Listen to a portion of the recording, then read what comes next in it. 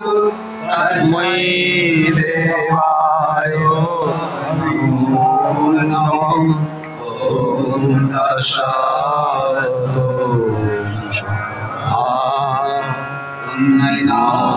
ऊर्ध्वं नादीं च नादे पुरुषादवत् नातस्य प्रतिमायस्ति यस्य नाम जश तस्मै देवाय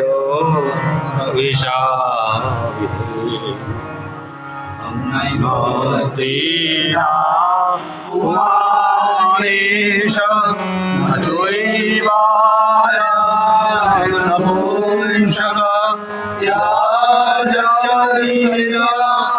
माधवे तेन तेन शरोषधे सर्वाणां शिरविव सर्वभूतवासयो सर्वव्यापी स भगवान् तस्मात् सर्वशिव। ॐ तत्सत्। विशाजुमि स्वाहा। उदारे त्वे देहि अंशो लीलायते वहि वशी सर्वस्य लोकस्य स्थावरस्य चरस्य च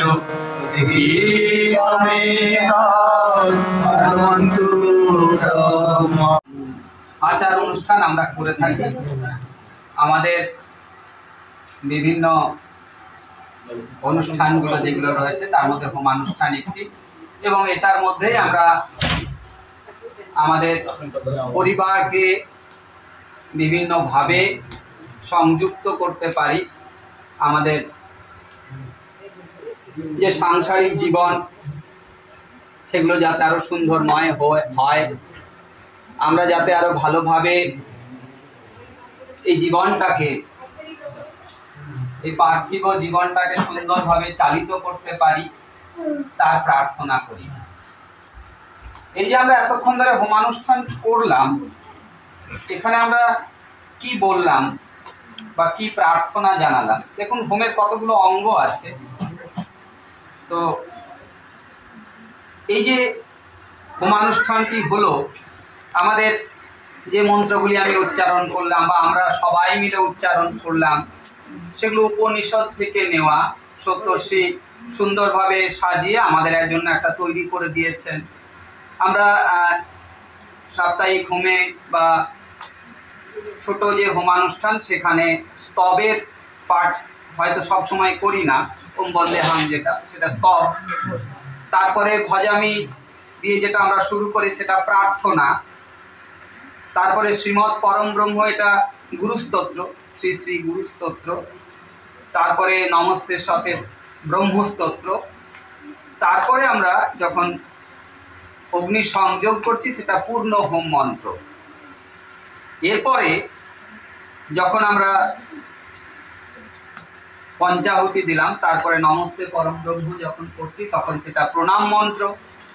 তারপরে অশ্বতমা থেকে প্রার্থনা এবং ইয়াং মেধাং থেকে পূর্ণাহুতি মন্ত্র, তারপরে প্রণাম মন্ত্র, শেষে আপ্যায়ন্তু মমাঙ্গানি থেকে শান্তি মন্ত্র। এই কতগুলি পর্যায়ে আমরা হোমানুষ্ঠানটাকে সংযোজিত করেছি বা সপ্তর্ষি এটাকে সংযোজিত করেছেন।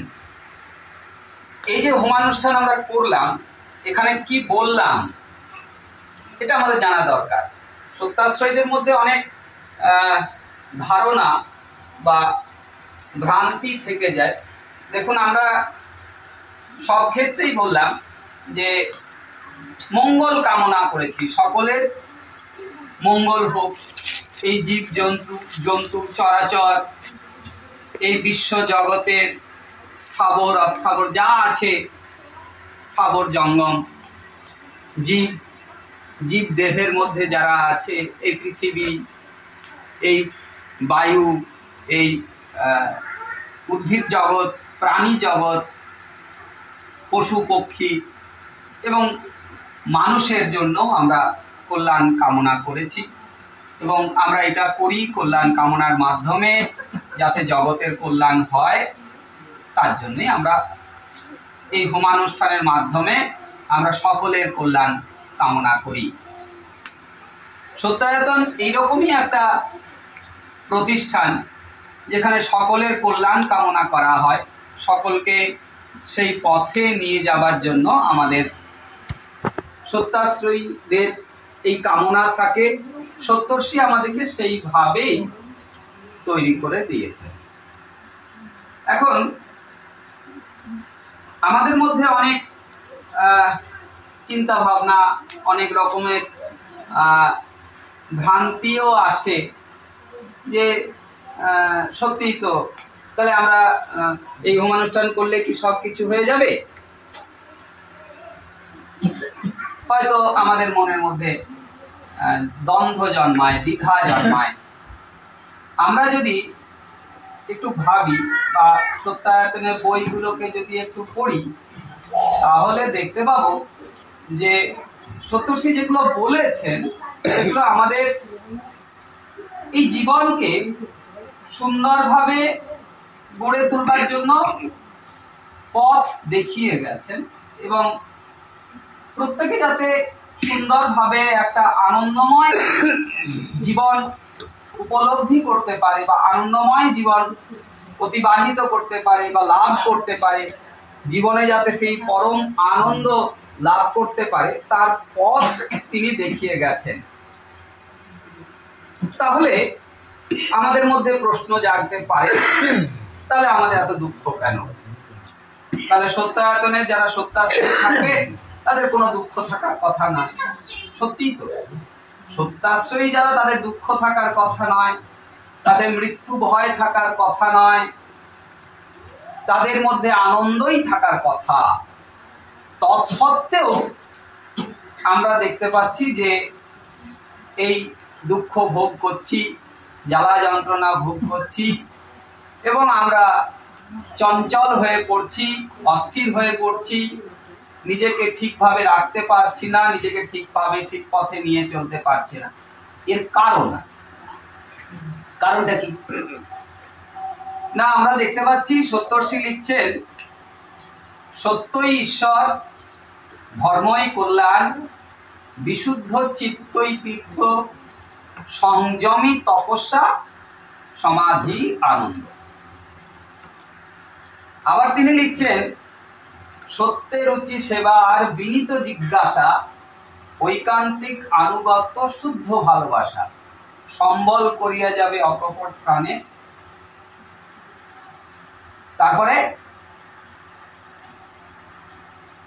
তারপরে কি?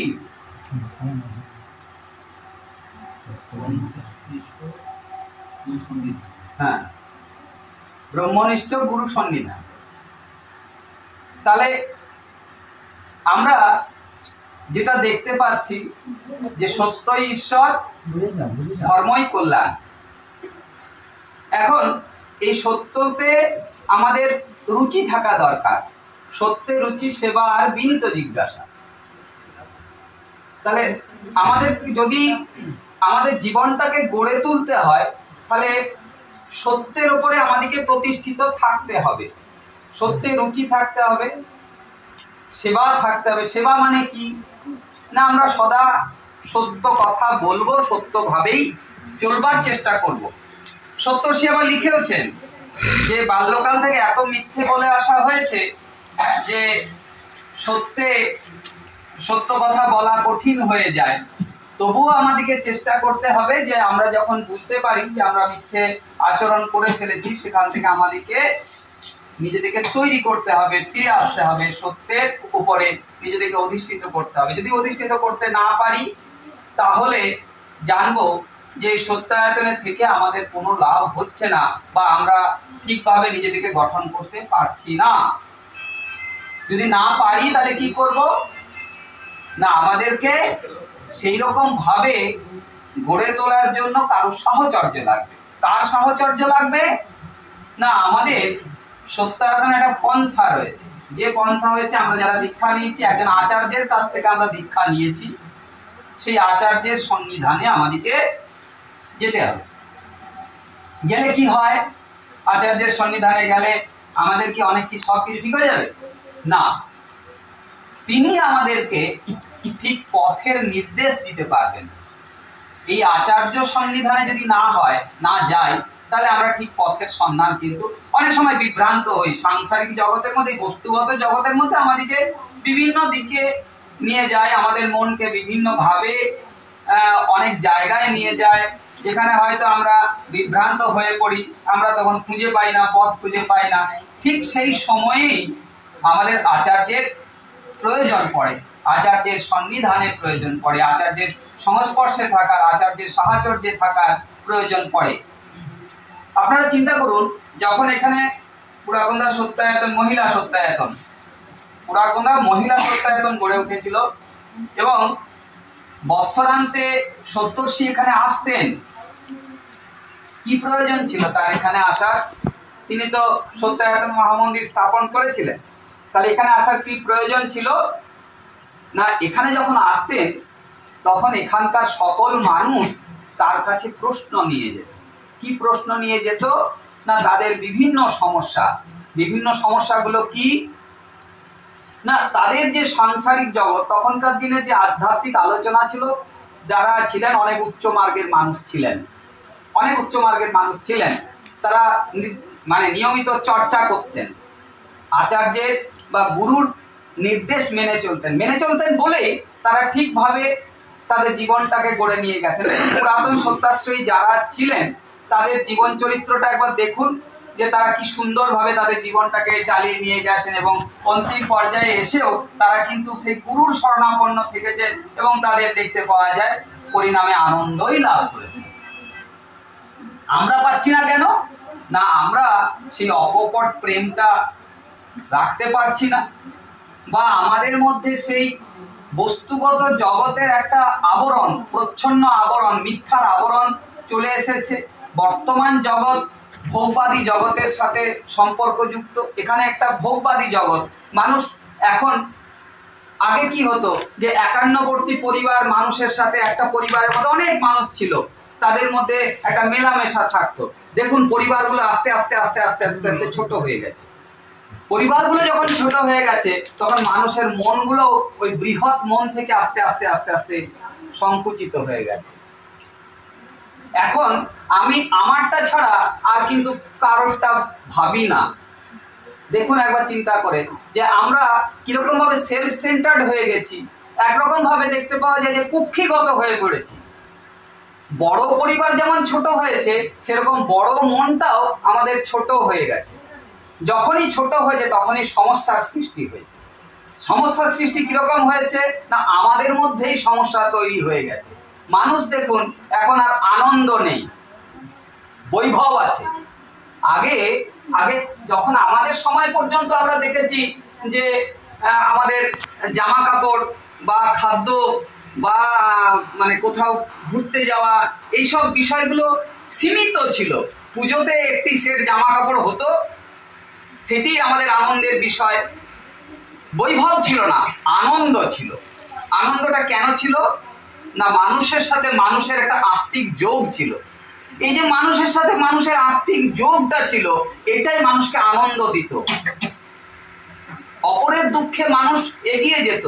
এখন দেখুন অপরের দুঃখে মানুষ আনন্দ পায়, এগিয়ে যায় না। তাহলে কোথা থেকে কোথায় আমাদের পার্থক্যটা চিন্তা করুন, নিজে থেকে দিয়ে চিন্তা করুন না। এখন বৈভব হয়েছে। আগে মাটির বাড়ি ছিল, এখন পাকা বাড়ি হয়েছে। আগে লাইট ছিল না, এখন লাইট হয়েছে। আগে ফ্যান ছিল না, এখন এসি হয়েছে। অনেক কিছুই হয়েছে। আগে খাদ্যাভাব ছিল, সকালবেলায় খেলে রাত্রেবেলায় খাবার পাবে কিনা চিন্তা করুন। তো চালের এক সময় যারা পুরাতন মানুষ আছেন, চিন্তা করুন যে চাল কি পাওয়া যেত, অ্যাভেলেবেল ছিল। সকালে হাঁড়ি চড়েছে, রাত্রেবেলায় হাঁড়ি চড়, সত্যায়তনের অবস্থা এরকম অবস্থা গেছে। দুঃখ দুর্দশা গেছে। প্রচুর মানুষ, প্রচুর ছেলে মেয়ে সেখানে থেকেছে। সপ্তর্ষির চিঠিগুলো পড়বেন তাহলে বুঝতে পারবেন যে কি চরম দুর্দশায় মানুষ ছিল, কিন্তু তার মধ্যেও আনন্দ ছিল। কেন ছিল আনন্দটা? না তাদের বাইরের বাহ্যিক আড়ম্বর ছিল না, ভেতরের আনন্দটা কিন্তু ছিল।